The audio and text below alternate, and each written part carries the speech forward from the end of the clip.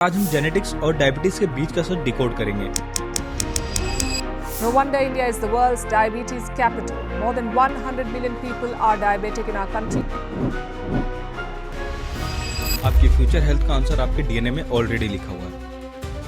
आपके फादर साहब को डायबिटीज है, आपकी मदर सुबह उठते ही अपना शुगर लेवल चेक करती हैं। तो इसका मतलब क्या अगला नंबर आपका है? डायबिटीज़ को अगर आयुर्वेद पॉइंट ऑफ व्यू से समझें तो इसका डिटेल्ड वर्णन मिलता है चरक और शिशु संहिता में। मतलब आज से इतने साल पहले भी डायबिटीज़ को बहुत डिटेल से एक्सप्लेन किया गया। लोगों को अपनी ज़रूरतों से ज़्यादा लग्जरीज पूरे करने का स्ट्रेस है। व्हाट इफ मैं आपको कहूं आपकी फ्यूचर हेल्थ का आंसर आपके डीएनए में ऑलरेडी लिखा हुआ है।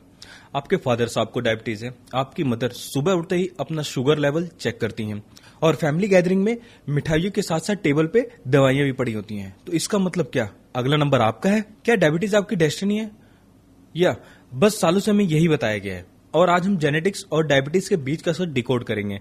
क्या सच है, क्या एग्जैजरेशन है, और सबसे इंपॉर्टेंट क्या आप कंट्रोल कर सकते हैं? तो क्या असली सवाल ये है आप अपनी जीन्स के विक्टिम हो या अपनी लाइफ के ऑथर हो? डायबिटीज एग्जैक्टली होता क्या है और आजकल यंग लोगों में इतना रैपिडली बढ़ क्यों रहा है? डायबिटीज़ को अगर आयुर्वेद पॉइंट ऑफ व्यू से समझें तो इसका डिटेल्ड वर्णन मिलता है चरक और शिशु संहिता में। मतलब आज से इतने साल पहले भी डायबिटीज़ को बहुत डिटेल से एक्सप्लेन किया गया। जो टर्मिनोलॉजी है प्रमेय वर्ड से डिनोट किया गया और जो आज की डेट में हम डायबिटीज टाइप 2 को कंसिडर करते हैं। इसमें बेसिकली कारण क्या है और डायबिटीज क्या है। जब डाइजेस्टिफायर हो जाता है उसकी वजह से कफ दोष की वृद्धि होती है। कफ दोष की वृद्धि प्लस मेद धातु की वृद्धि। बॉडी में 7 धातुज हैं तो रस, रक्त, मांस, मेद, अस्थि, मज्जा, शुक्र। जब मेद धातु की वृद्धि होती है कफ दोष के बढ़ने से, तो तब इन दोनों के इम्बैलेंस से जो रोग होता है उसे हम मधुमेह या आज की डेट में डायबिटीज बोलते हैं। तो इसमें बेसिकली जो सिम्टम्स जनरली लोगों को आने शुरू होते हैं, एक्सेसिव थर्स्ट, एक्सेसिव यूरिनेशन, बहुत ज्यादा भूख लगना, बार बार यूरिन की टेंडेंसी होना, फटीग होना, वीकनेस रहनी, तो ये सारी चीजें लोगों को महसूस होनी शुरू होती है। आपका दूसरा क्वेश्चन था कि ये आजकल बहुत छोटी उम्र से या यंग लोगों में भी क्यों ज्यादा देखी जा रही है। डायबिटीज के या मधुमेह के कारण हैं जो देखे गए हैं, तो ये बहुत पहले ही संहिताओं में वर्सेज में मेंशन्ड है कि ये अगर आप ये चीजें कर रहे हो तो आप प्रोन हो डायबिटीज के लिए, जो आजकल हमारी जनरेशन में यंग लोगों में बहुत ही कॉमन हो चुका है। एक्चुअली पहले क्या था कि पहले लोगों के पास फिजिकल वर्क बहुत ज्यादा था, मैन पावर से ही काम होता था, मशीन्स होती नहीं थी। अगर विलेज में काम करना है, खेतों में काम करना है, कुछ भी काम करना है, आजकल हर बंदे का सेडेंटरी लाइफस्टाइल है। चेयर टेबल ऑफिस वर्क्स है, जॉब्स है, कोई भी बहुत ज्यादा फिजिकल एक्टिविटी में इन्वॉल्व नहीं हो रहा। तो एक तो सबसे बड़ा कारण ये है कि सेडेंटरी लाइफस्टाइल हो चुकी है हर इंसान की। दूसरा, खाने पीने की आदतें हैं जो बहुत ज्यादा हैवी टू डाइजेस्ट मील खाना, गुरु स्निग्ध आहार लेना, मतलब हैवी टू डाइजेस्ट और ऑयली जंक फूड, ये ऐसी चीजें बहुत ज्यादा कंज्यूम करना। और चलो कर भी रहे हैं तो एक टाइम पे भी नहीं, जैसे रात का कोई टाइम नहीं है किसी का खाने का, कोई 9 बजे खा रहा है, कोई 10 बजे खा रहा है, किसी का तो डिनर का टाइम ही नहीं है, जब मन कर रहा है तब खा रहा है। तो एक ना टाइम पे खा रहे हैं और जो खा रहे हैं वो भी बहुत ही हैवी टू डाइजेस्ट मील्स, गुरु और स्निग्ध आहार ले रहे हैं। ये 2 मेन कारण है। तीसरा अगर एक मेजर कारण देखा जाए तो वो है स्ट्रेस लेवल्स बॉडी में बहुत ज्यादा आज की डेट में हर इंसान को दिक्कत दे रहे हैं, और जो कि हर इंसान की लाइफ में किसी ना किसी चीज का स्ट्रेस है। किसी का करियर का है, किसी का रिलेशन का स्ट्रेस है, किसी का पैसों का स्ट्रेस है, वैरायटी ऑफ स्ट्रेस। फोर्थली अगर हम इसको देखें कि लाइफस्टाइल है, उसमें कोई भी तरह की फिजिकल एक्टिविटी नहीं है। अगर हम अपनी भी बात करें, अपने आसपास 50 लोगों को भी पूछे, उनमें से 1 या 2 ही कोई होगा जो बोलेगा कि मैं सुबह सैर करता हूँ या जिम जाता हूँ या कोई एक्सरसाइज करता हूँ, योगा करता हूँ, कुछ भी किसी भी तरह की फिजिकल एक्टिविटी करता हूँ। 48-49 लोग बोलेंगे कि कोई भी उनके दिन में फिजिकल एक्टिविटी नहीं है। तो ये सारे मेन कारण हैं जिनकी वजह से आजकल हर छोटी लोगों को भी, छोटी एज के लोगों को भी, यंग जनरेशन को भी बहुत जल्दी वो प्रोन हो रहे हैं डायबिटीज के लिए। एक जो वर्सेज में मेंशन्ड है पॉइंट, वो है दिव्य स्वप्न। दिव्य स्वप्न मतलब डे स्लीपिंग, जिनको दिन में सोने की आदत है। जैसे मोस्टली लेडीज को दिन में सोने की आदत है, जो फीमेल्स जो हाउसवाइफ्स हैं वो डे स्लीपिंग या दिव्य स्वप्न की उनको हैबिट रहती है। That is also a main reason कि वो बहुत ज्यादा प्रोन है डायबिटीज के लिए। टाइप 2 डायबिटीज के मेजर रिस्क फैक्टर क्या है और इसमें हमारा स्लीप, पुअर स्लीप, ओबेसिटी और स्ट्रेस का मेजर रोल क्या है इसमें? जिसे अभी हमने डिस्कस किया, बेसिकली रिस्क फैक्टर अगर उसको देखा जाए वो सारे रिस्क फैक्टर्स ही थे। ओबेसिटी, स्ट्रेस और पुअर स्लीप आप पूछ रहे हो, वहीं से शुरू होगा। जब डाइजेस्टिफायर लो होगी, खाना पीना नहीं पच रहा, मेटाबॉलिज्म लो गया, तो मोटापा जल्दी आना शुरू होगा, मेद धातु की वृद्धि होगी। जब ओबेसिटी होगी, किसी को मेदातों की वृद्धि होगी, दैट विल लीड टू मधुमेह, डायरेक्टली रिलेशन है। और स्ट्रेस तो एक फैक्टर है ही है जो आज की डेट में इग्नोर कर ही नहीं सकते। अगर इंसान को कुछ भी नहीं है, कोई इंसान एक्सरसाइज भी कर रहा है, सब कुछ कर रहा है, सारी चीजें बैलेंस करके चल रहा है, बट वो एक नेक्स्ट लेवल स्ट्रेस से चल रहा है अपनी लाइफ में, उसके लाइफ में एक फेज चल रहा है स्ट्रेस का, या रेगुलर उसको काम का स्ट्रेस रहता है, या जैसे भी है, तो भी वो आज की डेट में प्रोन है डायबिटीज में। ये फैक्टर पहले बहुत कम होता था। अगर हम पिछली जनरेशन की बात करें तो वो इस स्ट्रेस लेवल से इतना ज्यादा परेशान नहीं होते थे। आज की डेट में लोग बहुत ज्यादा स्ट्रेस लेवल से परेशान होते हैं, और वो स्ट्रेस लेवल उनकी बॉडी में इफेक्ट डालता ही डालता है। जैसे कि सर मतलब आप स्ट्रेस को काफी रिलेट कर रहे हो, तो आज के टाइम पे लोगों को काफी ज्यादा स्ट्रेस है काम करने का या कुछ भी चीजों का लाइफ को लेके, तो पहले भी स्ट्रेस काफी रहते होंगे, तो आज के टाइम में इतना क्यों लोग स्ट्रेस में ज्यादा रह रहे हैं? देखो, आज की टाइम में जो लोगों को स्ट्रेस है ना, बेसिकली मैं उसमें ये कहता हूं कि लोगों को अपनी जरूरतों से ज्यादा लग्जरीज पूरे करने का स्ट्रेस है। ईर्ष्या, मोह, लोभ, मोह, क्रोध, ये सारी चीजें बहुत ज्यादा बढ़ गई हैं। पहले क्या होता था, पहले लोग सिर्फ अपनी जरूरतें पूरी करते थे, तो जब वो पूरी करनी है या जब उन तक पहुंचना है, अलग अलग गोल्स लोगों के सेट हैं, तो वो स्ट्रेस लेवल्स बढ़ते ही बढ़ते हैं। और दूसरा, पहले लोग मिलजुल के रहते थे। आज की डेट में हर बंदा न्यूक्लियर फैमिली में या इंडिपेंडेंट रह रहा है। पहले क्या होता था कि अगर किसी को कोई दिक्कत होती थी, वो एक दूसरे के साथ शेयर करके उन चीजों को सॉल्व करने की कोशिश करते थे, अपने आपस में या अपने नोन वंस के लिए, या अपने रिश्तेदारी में, या अपने क्लोज रिलेटिव्स में, मदर फादर में, या जैसे भी।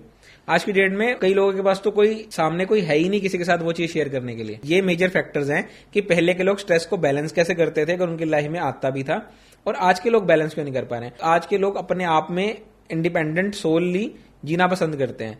पहले के लोग एक दूसरे के साथ रल मिल के रहते थे, तो उनके लाइफ में कोई स्ट्रेस आता भी था तो वो उस चीजों को सॉल्व करने का उनका तरीका यही था, वो अपनी फैमिली में इन्वॉल्व होकर उस स्ट्रेस से निकल जाते थे। पहले की जनरेशन में और आज की जनरेशन में लोगों ने आस्था में भी बहुत फर्क आ गया। पहले लोग भगवान को पूजना या भगवान में आस्था रखना या पाठ पूजा करना उनके लिए एक रोज का कर्म होता ही था। आज की जनरेशन इससे बिल्कुल हट चुकी है। मेरे को नहीं लगता कि अगर आप किसको पूछोगे कि आप सुबह मंदिर भी जाके आते हो या कोई पाठ भी करते हो या भगवान का नाम सिंपल भी लेते हो उठ के, तो कोई आपको बोलेगा कि हाँ मेरी ये रूटीन में आता है ये पाठ। आस्था दिया, जिसको दैव भाषा चिकित्सा बोलते हैं, या ये चीजें अगर भगवान से हम नहीं जुड़ के रहोगे तो ऑब्वियसली स्ट्रेस लेवल्स बढ़ने ही बढ़ने लाइफ में, और उनसे निकलने का कोई रास्ता मिलेगा ही नहीं। अगर फैमिली में माता पिता को डायबिटीज है तो बच्चे को डायबिटीज होने का कितना % रिस्क बढ़ जाता है? अगर एक या दोनों पेरेंट्स डायबिटिक हैं तो बच्चे को डायबिटीज होने का रिस्क तो है। आयुर्वेद में भी इसे बीज दोष से रिलेट किया गया है। अगर वैसे जनरल टेंडेंसी ये है कि अगर एक पेरेंट को डायबिटीज है तो 30 से 40% रिस्क रहते हैं उनके बेबी को डायबिटीज होने के, और अगर दोनों को है तो 50-60% के आसपास टेंडेंसी रहती है कि उनके बच्चे को भी डायबिटीज होगी। और ये पुराने वर्सेस में भी मेंशन्ड है बीज दोष के कंसेप्ट के हिसाब से कि तो डायबिटीज के अर्ली वार्निंग साइंस कौन से होते हैं जो लोग यूजुअली इग्नोर कर देते हैं, और प्री डायबिटीज क्या है? डायबिटीज के अर्ली वार्निंग साइंस जैसे कि बार बार प्यास लगना, बहुत ज्यादा यूरिनेशन जाना, पूरे दिन थकान महसूस करना, फटीग महसूस करना, कईयों में वेट लॉस भी बहुत ज्यादा होता है और कईयों में वेट बढ़ता भी बहुत ज्यादा है। दो तरह के लोग मिलेंगे आपको डायबिटीज के, एक तो बहुत मोटे होंगे और एक बहुत पतले होंगे और उनका वेट कम होना शुरू हो जाएगा।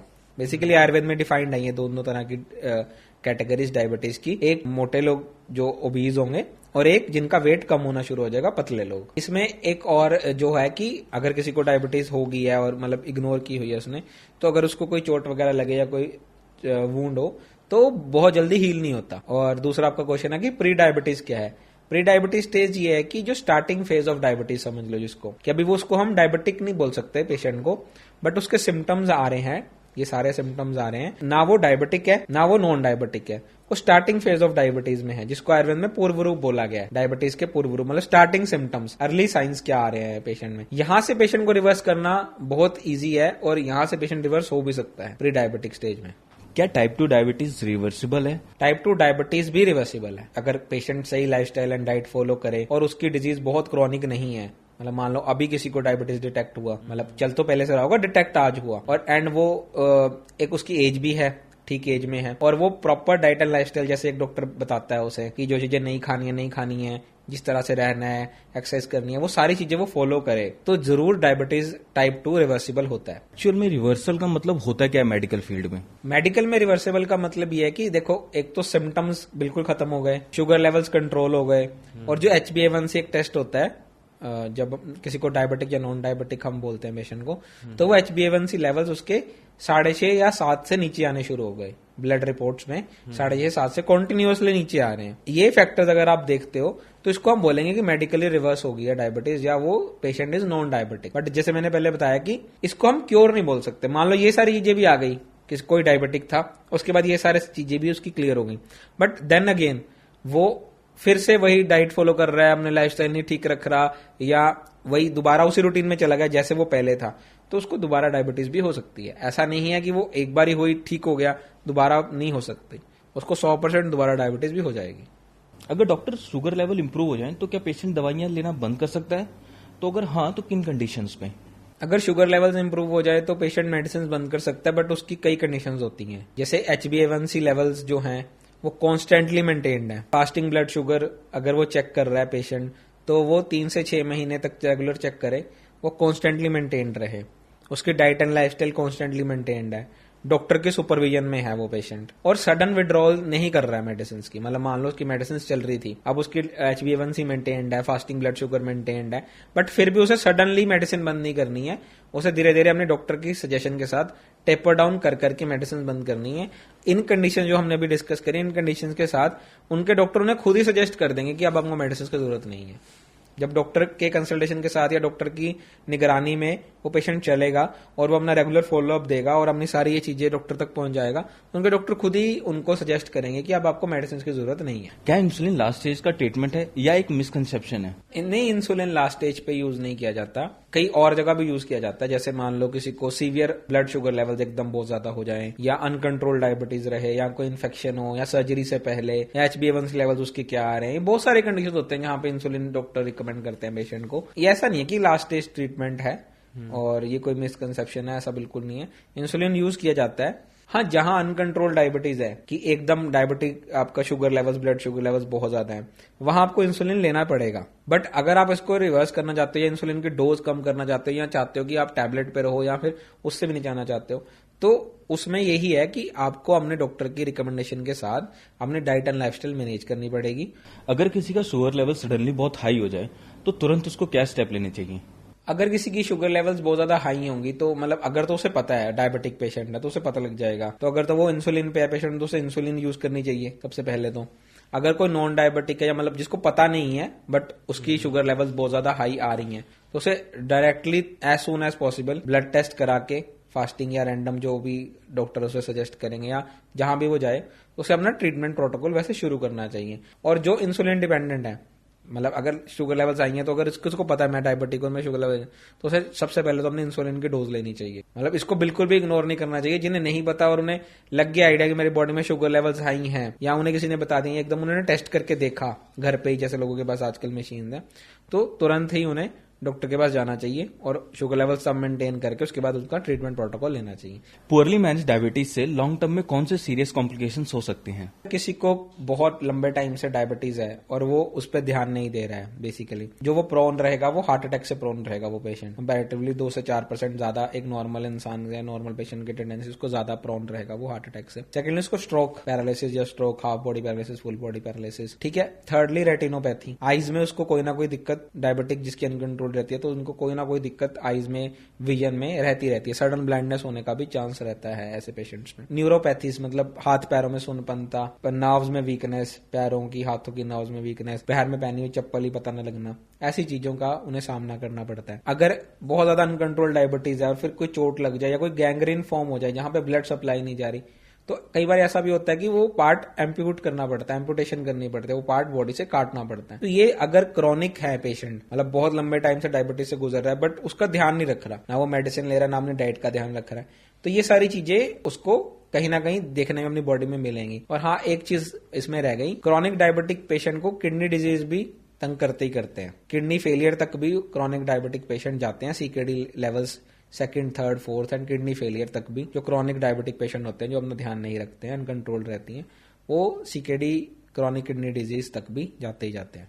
क्या आयुर्वेदा डायबिटीज को परमानेंट क्योर कर सकता है? देखो, परमानेंट क्योर का कोई साइंटिफिक क्लेम्स नहीं है, और क्योर वर्ड जैसे हमने पहले बात करी, क्योर वर्ड हम नहीं यूज कर सकते, या क्योर का मतलब और होता है, रिवर्सल का मतलब और होता है। हाँ, आयुर्वेद से डायबिटीज बहुत अच्छे लेवल पे मैनेज हो सकती है और काफी केसेस में रिवर्स की जा सकती है। अभी रिसेंटली मेरे पास एक पेशेंट है, चल रही थी, 25 ईयर्स की पेशेंट थी।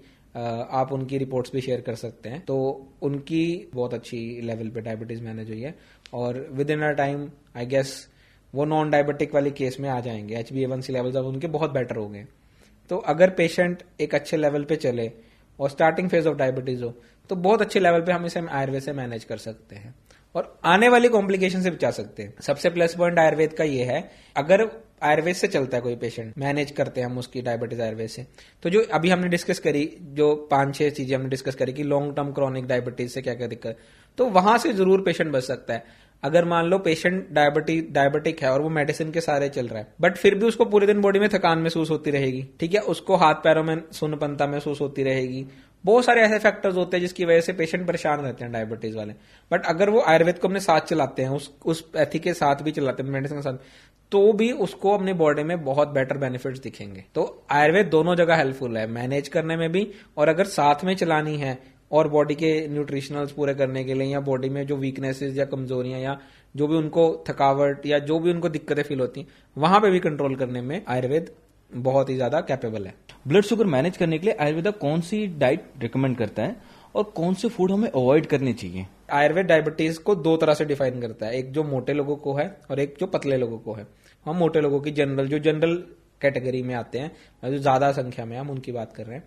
तो एक तो उनके खाने के टाइमिंग्स फिक्स होने चाहिए। नाश्ता 8 से 9 के बीच में, 1:30 से 2:30 के बीच में लंच, और शाम को डिनर 7 बजे से पहले। बीच में वो छोटा मोटा कुछ फ्रूट लेना चाहते हैं या छोटी मोटी कोई स्नैकिंग करना चाहते हैं, क्योंकि डायबिटिक को भूख लगती है ज्यादा, तो वो खा सकते हैं। जैसे उसमें ड्राई फ्रूट्स खा लिए या मखाने खा लिए या कुछ हेल्दी ऐसे ऑप्शंस। दूसरा, खाने में एक टाइम में, दिन में मैं रिकमेंड करता हूँ, तीनों टाइम नहीं, कोई भी तरह का मिलेट्स ले सकते हैं, वो बाजरा, रागी, कोदरा, कोई भी मोटा अनाज दिन में लंच के मील में, क्योंकि वो हैवी टू डाइजेस्ट होता है और वो वातवर्धक रूक्ष होता है। तो दिन के एक मील में उनको वो जरूर लेना चाहिए। तीसरा, आटे की टेंडेंसी, वीट कम से कम लेनी चाहिए। वीट का ग्लाइसेमिक इंडेक्स बहुत ज्यादा होता है, तो वीट की जगह वो गेहूं, जो कि पहले नेचुरल फॉर्म थी वीट की, तो गेहूं का आटा ही बेसिकली यव बोलते हैं जिसे, गेहूं, वो ले सकते हैं। और जो नहीं खाना है, सेकंड क्वेश्चन था ना आपका कि जो बिल्कुल अवॉइड करना है, उसमें बेसिकली यही आता है, दूध और दूध से बने हुए सारे प्रोडक्ट्स, जो भी हैवी टू डाइजेस्ट है और मीठी चीजें हैं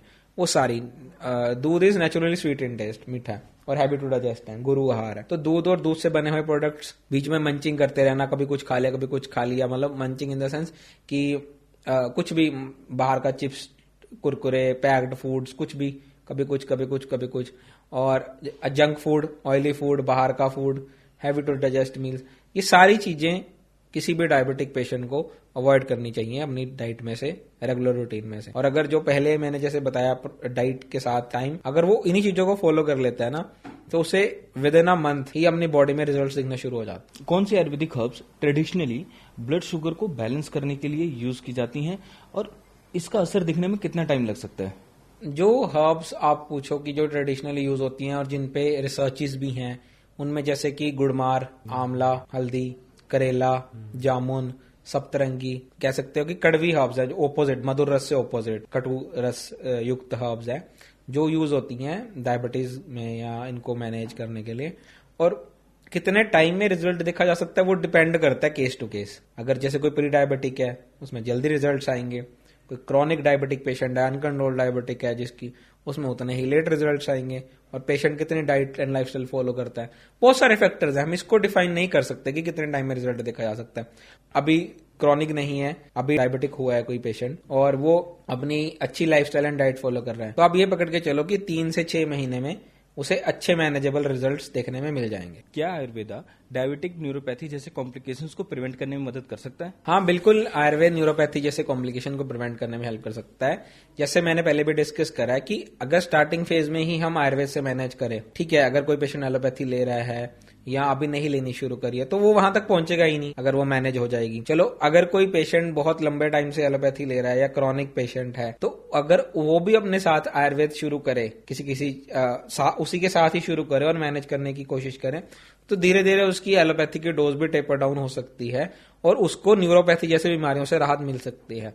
होता क्या है, जो देखा गया है, पेशेंट मेडिसिन ले रहा है but diet and lifestyle follow नहीं कर रहा, या डाइट एंड लाइफस्टाइल भी फॉलो कर रहा है, मेडिसिन भी ले रहा है, फिर भी उसको न्यूरोपैथी जैसी दिक्कतें आती है, जैसे हाथ पैरों में सुन्नपनता होनी, नंबनेस होनी, कीड़िया चलने जैसी फीलिंग होती रहनी उंगलियों में, पैरों में, ये सारी चीजें होनी, नर्व्स वीक हो जानी, न्यूरोपैथी बेसिकली वो चीजें। तो अगर वो साथ में आयुर्वेद शुरू करता है, एलोपैथी ले रहा है बिल्कुल लेता रहे, साथ में मैनेज करे और आयुर्वेद शुरू करे, तो उनको बिल्कुल ये चीजें अच्छी कंट्रोल मैनेजेबल दिखने को मिलेंगी, और आगे जो रिस्क और बढ़ रहा है तो उसको मैनेज करने में एंड कंट्रोल करने में, प्रिवेंट करने में जरूर आयुर्वेद मदद करता है। तो thank you so much doctor Karan, and I hope आप लोगों को जेनेटिक्स और डायबिटीज के बीच का सच डिकोड हो गया होगा, और आप लोगों को ये वीडियो वैल्यूएबल लगी हो तो लाइक करिए, शेयर करिए, और अगर आप लोगों के कोई क्वेश्चंस हैं तो हमें कमेंट सेक्शन में डाल के पूछ सकते हैं, और जुड़े रहिए हमारे साथ, क्योंकि यहाँ पे बात की जाती है रियल कंट्रोल और रियल हेल्थ के बारे में। तो थैंक यू सो मच।